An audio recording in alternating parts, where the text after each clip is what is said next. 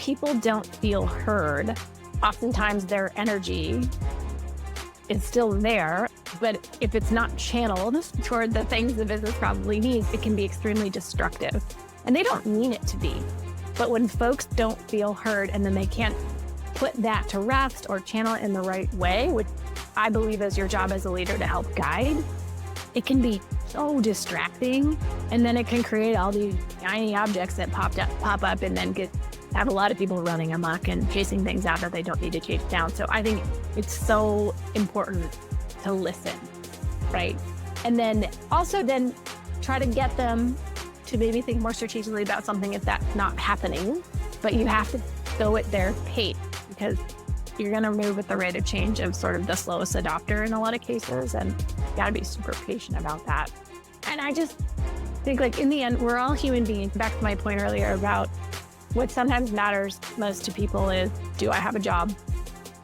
Is my paycheck going to make it in next Friday to my bank account?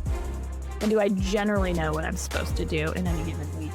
We need stability and structure way more than we think. And I try to remember that as often as I can.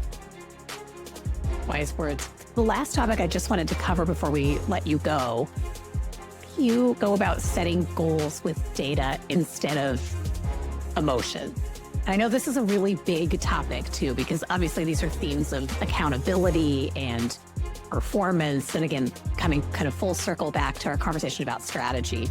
How do you think about that? It's really tough, right? I think folks also confuse. They don't always know that they're acting or advocating for something that was derived from emotion. And they sometimes might think it's actually data-driven, but if you really dig in, you find there's an emotional component. Sometimes it's around fear. I don't understand that. And so I haven't even looked at this. And so I think our solution is the other thing, right? So there's identifying when it's actually emotion that's perhaps driving why someone is behaving or performing in a certain way. And then therefore what they think their goal should be. However, so that's important to do. But also I find that when we're using data to set goals, it just ends up being, if you can establish that everybody accepts the facts or accepts that this KPI is this and here's why, I really want them to understand it before we even agree to doing it, then I just find it and then can tend to remove some emotion and some fear.